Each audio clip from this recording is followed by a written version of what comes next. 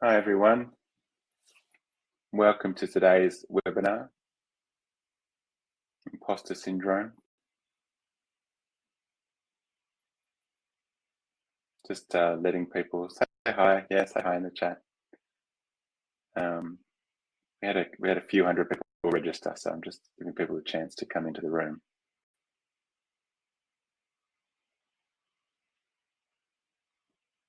Great to see you all here. So we can start musing about imposter syndrome. I'm feeling a little bit of imposter syndrome right now. How much do I really know about imposter syndrome? How helpful can I really be in helping people overcome the feeling of being an imposter? Is it even a thing? We talk about these things, we give them names, but are they even things? We have a world in which everything now is a diagnosis, and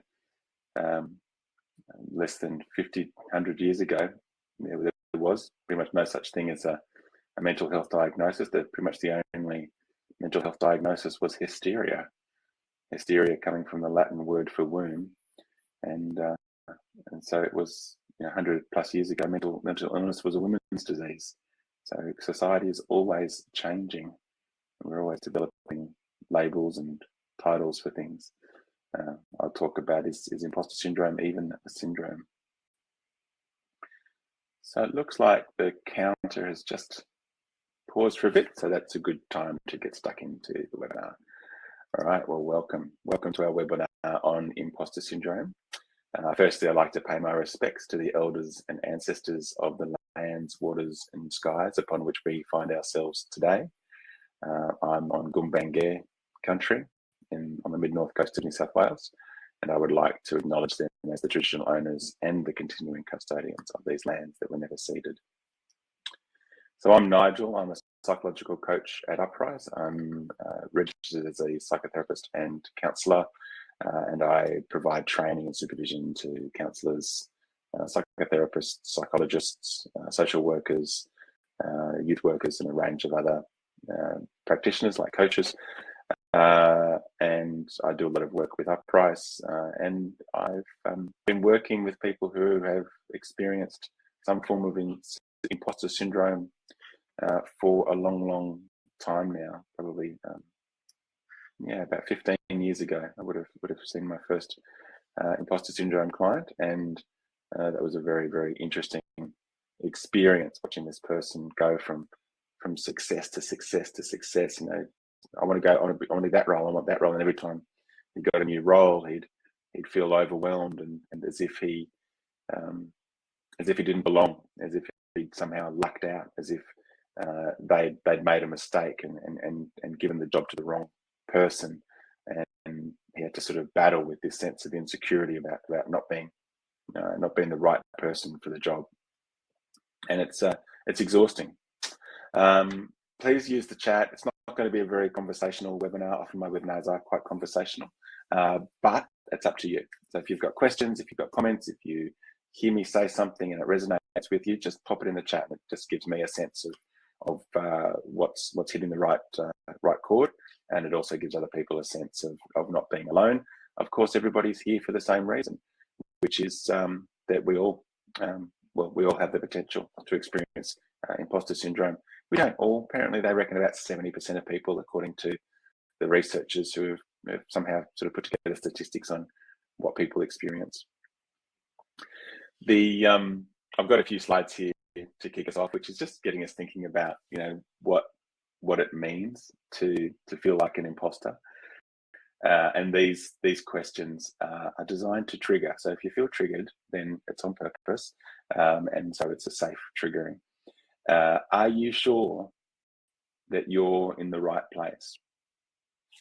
Is this really where you're meant to be? Do you ever feel like you don't belong, like you don't fit in, like there's something not quite right about you having all of this responsibility?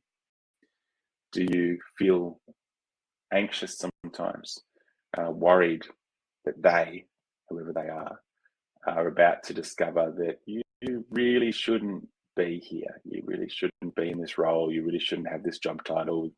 Maybe they really shouldn't be paying you this much because, gosh, maybe it feels like a lot of money relative to where you've come from. There's a whole bunch more here, that can trigger the feelings of imposter. Do you ever succeed on a test or task, even though you were afraid that you wouldn't? You get the results and think, oh my God, I just must have got lucky. Do you feel that you give the impression that you're more competent than you really are? Do you avoid being evaluated when it's time for the 360 feedback? Are you overwhelmed with anxiousness and dread? Do you fear that you won't be able to live up to people's expectations? Do you think that you obtained your present position through sheer good luck or an error? Do you fear that important others will find out that you're not as capable as they think? Do you ruminate over incidents in which you have not done your best? Those moments when it's like you might get found out because there's a sign that you aren't really as good as you've been pretending to be. Do you fear that others will discover how much knowledge or ability that you really lack? Do you discount the importance of what you have achieved? Do you assume that those around you know more than you do? Do you sometimes hide your successes or achievements because they don't feel deserved? If you have a visceral emotional response to any of those questions, then you're in the right place. Demio doesn't allow us to play videos, and this was a link to a YouTube video. So the YouTube video is about to go in the chat. Don't watch it now, watch it afterwards, because we are in a webinar. It goes for about 6 minutes. I would have played about the first 3.5 minutes. It's an excellent video. It's put together by the School of Philosophy, and it's English. It's very cute. It's a cute animation, and it talks about how it really makes sense that we would feel imposter syndrome. It tells a story through cartoon animation of being a little kid, and you're a little kid and you do little kid stuff, and there's these big grown-ups around you, and they drink tea and they sit around and talk for hours, and it's like, my God, that's so boring. Who could ever do that? And they drink this awful tasting stuff called beer and wine, and they act all grown up about it. And it just seems so strange. And you think to yourself when you're little, you go, well, I'm so small and I just don't know about the world, and how could I ever be all grown up like that? And then as you start to become a grown up through adolescence, you just keep on moving your gaze further afield, and you look at people and you go, well, gosh, I'm nowhere near as accomplished a grown up as them. I'm nowhere near as accomplished as grown up as them. And we have an imagination that, particularly fueled through social media, like it's increasingly fueled through social media, where we have and television, and the way that people tend to be depicted in magazines and all sorts of media, where people present as pretty perfect, and our brains find it really hard to reconcile that people only present a polished version of themselves. I'm presenting a polished version of myself right now. I've got my background blurred. It's very, it's quite curated. I've got my nice collared shirt on. I've made myself presentable because I'm appearing in front of other people, and I'm concerned about being judged. I'm aware that we do judge one another, and so our minds are very, very busy. Our imaginations are really active in positioning other people as perfect. One of the lovely little snippets in the animated video is, a picture, sort of an image of the Queen with the crown on her head, sitting on the toilet, grabbing the toilet paper, because none of us think of the Queen or royalty or super successful people, celebrities. We don't think of them when they're taking a dump. We don't think that. Our minds don't imagine that they're just as human as we are. So it's a lovely little video that sort of helps to normalize that experience of and to help explain why we feel the way we feel. It's not really a syndrome. It's not actually anything that has been classified psychiatrically, though. We update our manual, our diagnostic and statistical manual of what is a mental illness every 5 years or so. So who knows? At some stage in one of the next iterations, the American College of Psychologists, psychiatrists and psychiatrists might decide that imposter syndrome can be a syndrome. But it's really a phenomenon, and historically it was studied in women because through obviously the 60s and 70s, women were beginning to, be a big part of the workforce. Now it's fairly normal that women are a big part of the workforce, and then women would get positions of power, but they would really struggle particularly in a male-dominated sector with having a position of leadership and needing to take charge and needing to tell men what to do. And socially, that was extremely difficult and extremely challenging. And women felt that there was something wrong about it, even though they'd achieved these positions through their credentials and through their own hard work and success. When they got there was a sense of, oh my gosh, who's going to listen to me? Why would anyone listen to me? And so there's a really strong aspect of enculturation of the impact of our family and our social culture on our perception of ourselves as being less than others or less respected than others. Others might be very much impacted by the power dynamics that are at play within culture, like male-female dynamics. Now we still have very strong race dynamics going on through culture, particularly in very much white countries like Australia and the US. People, if you're from a minority group, if you're the youngest person in the work environment, if the environment is very gendered, if you've been chosen for a role and there's something a bit unusual about it, like you were the unexpected pick, you can very much feel this phenomenon of not being able to be respected in the role that you're in, and a sense of if you're sort of batting above your league, if you've sort of stepped up, if you've made a big leap, you're more likely to experience this phenomenon. In essence, it's this misconception, it's this mismatch in our own minds between what I believe that I know. So I'm aware of what I know what I know, and I know what I don't know. And then I've got a picture in my head, in my imagination, about what I think other people must know. And it's a fundamental information bias. I know what I know. I don't know how much you know, so I exaggerate how much you know. I think that you must know so much more than me. I think you must have studied so much more than me. I think you must have, because you had a better childhood than me, a more privileged childhood, you must have been able to learn all of these wonderful things that I never had a chance to learn. And so I feel small, I feel diminished, I feel overwhelmed, I feel inadequate, I feel like I'm not enough. And that's what drives the anxiety of imposter syndrome. There's books on the topic by Dr. Valerie Young, and she's broken down the different kinds of imposter syndrome, and she's broken into the perfectionist, the natural genius, the expert, the soloist, the Superman or Superwoman. So you might sort of find yourself here, and if you're brave, and thank you to the people who are brave in the chat. The chat doesn't get recorded in the video, so you can be brave in the chat. Some people here will see it, but see if you can sort of identify which one really talks to you. So are you a person who expects to do everything perfectly and feels that if it's not perfect, then you must be a fraud? The perfectionist is likely to work really, really hard, long hours, determined to absolutely get everything right and never get anything wrong, and burn themselves out, essentially.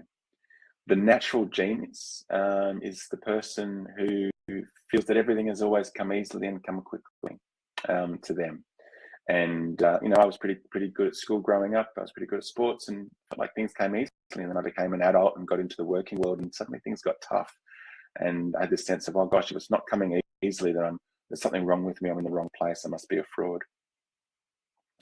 The expert expects to know everything already. You might know some of these people, and then when they don't feel that they know everything already, then they feel that they must be a fraud. Some people in the chat are saying, I must be all of those types. Yes, expert, soloist, identifying with all of them, all five. Yeah, okay. The soloist is a feeling of needing to always do it on my own, and that if I can't do it on my own, if I need help from other people, then I must be a fraud. And then you have the superwoman or superman, and I put superwoman first, who believes that they can do anything and everything, and if they can't, then obviously they're a fraud, obviously they're insufficient, obviously they're not enough. And part of what we're doing here is we're normalizing. By being able to talk about it, be able to put it in categories, by having people go, yep, I identify with all of those. Yep, I feel familiar with that. Yep, that feels like me. Then you're able to go, oh, it's not just me. Because what we do is we have these feelings, but we have a tendency to keep them secret because we're ashamed of these feelings. We're ashamed of being found out. We're ashamed of being sort of discovered to be the imposter that we believe ourselves to be. And there's many people. 250 odd people signed up for this webinar today. And the surveys show that 70% of the population experience these feelings of fraud. So it's super common. It's like the majority of people are scared that they're not as good as the majority of people. What's interesting about imposter syndrome is that it only shows up when you're successful.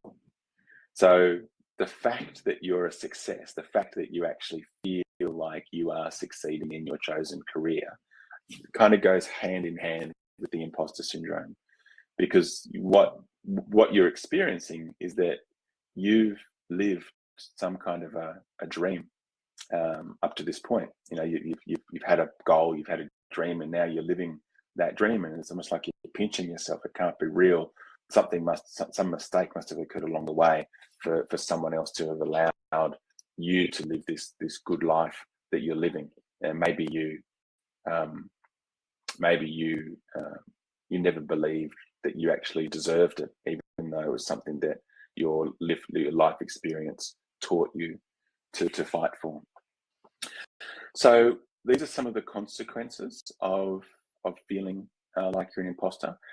And I put in brackets there that shouldn't be, because they're not natural consequences. They're not logical consequences. They're not consequences that lead to good things. People who feel like they're an imposter tend to hold back in meetings. That they don't share their ideas. When there's another promotion that becomes available, even if other people think that they might be suitable for it, they don't apply for it because they don't think that they should deserve it. If you're already feeling out of your depth, imagine going to the next level and how frightening that might be. They constantly question their own decisions. Get very wrapped up in doubt, very tangled up, very unsure. Can be very unsure of yourself when it comes to making particularly decisions that you feel are consequential. And you can have a lot of negative self-talk. You can have a very loud inner critic that's sort of in the back of your mind going, who are you? What are you doing? You don't know this stuff. You don't belong here. They're going to find you out any minute now. And that can then erode your confidence. And all of those things lead to emotions. So the emotional side of it is feelings of shame, feelings of guilt, feelings of anxiety, and worst case scenario, because guilt, shame, and anxiety, when you put them together and you overemphasize or focus them or turn them around and around in your mind, you can end up feeling quite depressed and even sort of going into a place where that becomes clinically so. But on the upside, there's a whole other side of this experience. If you're feeling this, it means you've pushed yourself totally outside of your comfort zone. You have already gone above and beyond what you, at some point in your life, believed that you were capable of, and perhaps what people around you believed you were capable of. It means that you are super determined, that you have challenged the odds, that you've gone into difficult places and you've done difficult things, and you've given yourself a chance. It also means that you're human, and actually you're humble. And the risk of imposter syndrome is that you feel like you can't act humble, that you shouldn't act humble. One of the antidotes to imposter syndrome is just talk about it. Just acknowledge your vulnerabilities, acknowledge your fears. At Uprise, we have a program around wellness action plans for whole organizations and whole teams. And one of the key pieces of advice is for leaders, particularly senior leaders, but all leaders, to risk being vulnerable, to risk saying, sometimes I feel like I haven't earned this job. Sometimes I feel like I don't have the knowledge and skills to be here.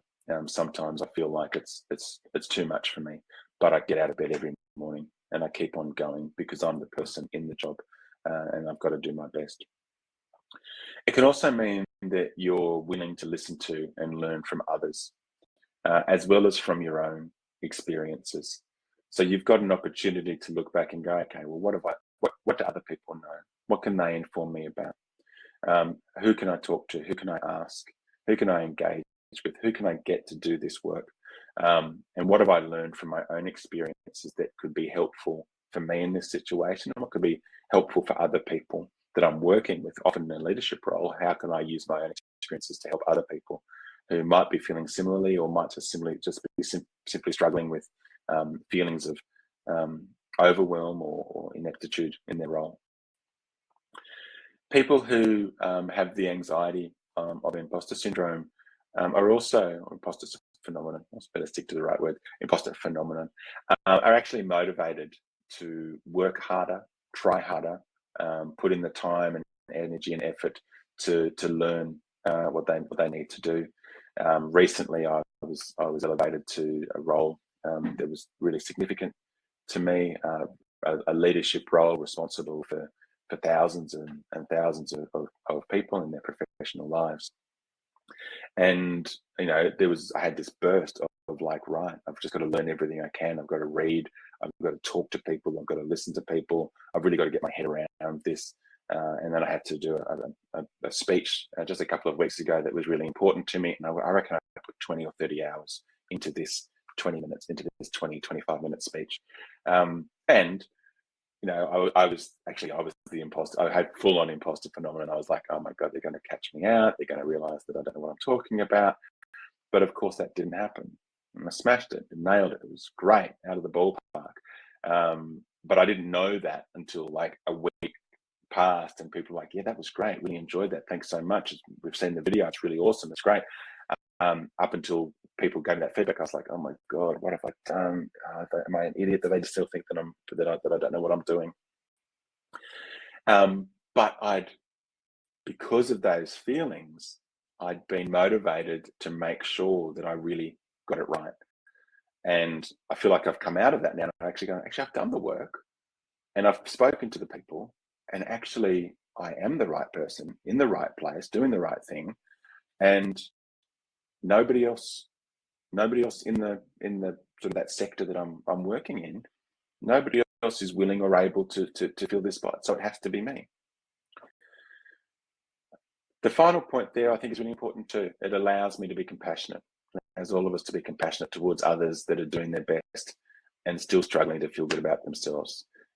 If you are a manager, I'm sure you've all got people in your work teams who work really hard, but still feel like they're not enough.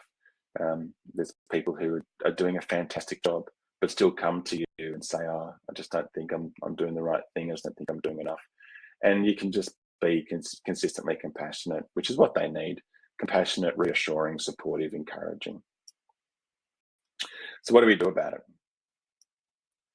So going back to that symbol of thinking that what you know and what other people know is vastly different.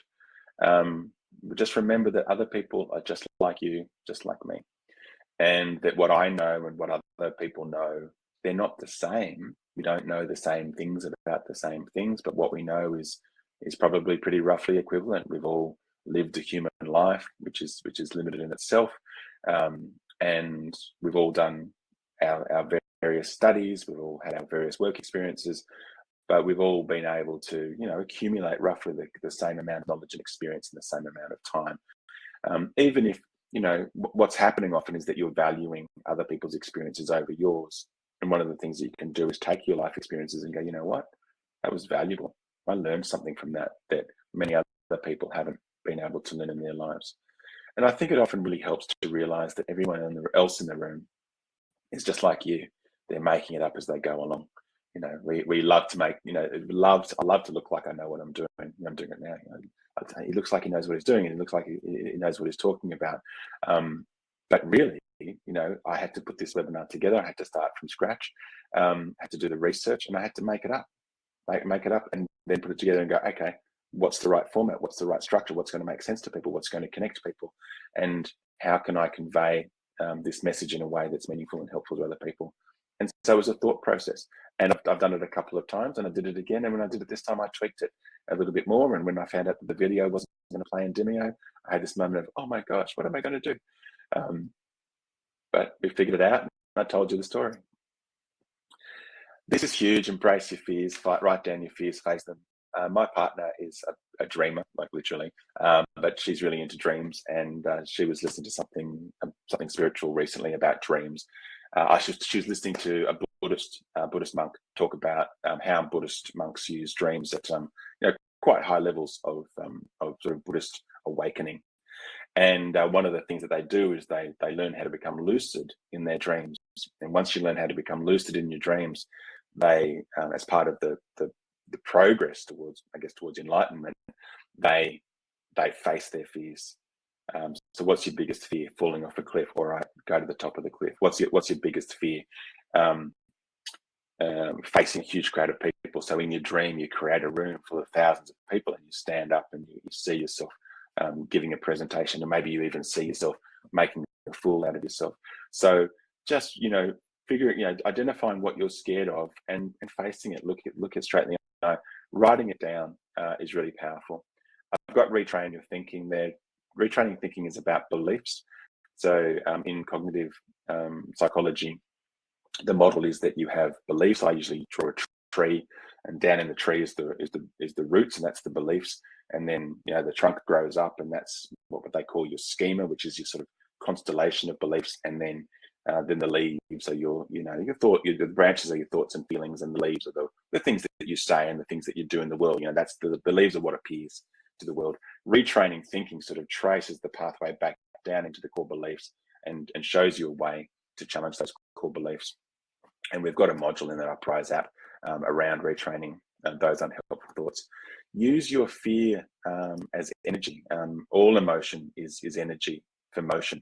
So, if you have an anxiety, use that energy to propel you forward, to move you to either face the fear or to burst you, to give you a burst of energy into action. That's what emotion is for. So when you're filled with emotion, filled with energy and emotion, it's energy. Find what to do with it. Remember the skills that you do have. You've got skills, passion, drive, value your unique difference in the room.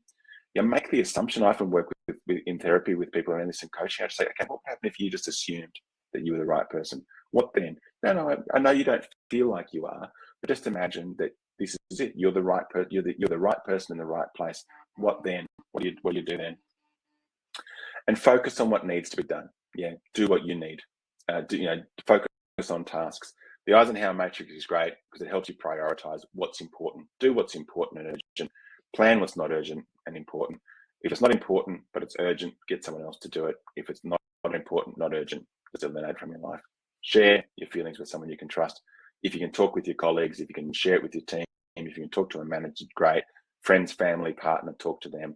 Otherwise, EAP is always available for a session to to talk through the feelings. And it's amazing, once you get those feelings out, then it makes a huge difference. So these are the key takeaways. Most people experience imposter phenomenon.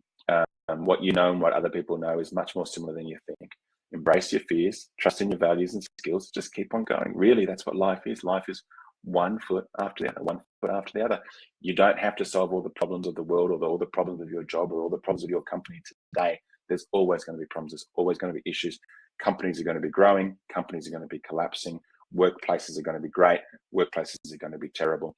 You've just got to keep on moving forward, and find a safe place to share in your experience. Great, thank you everyone.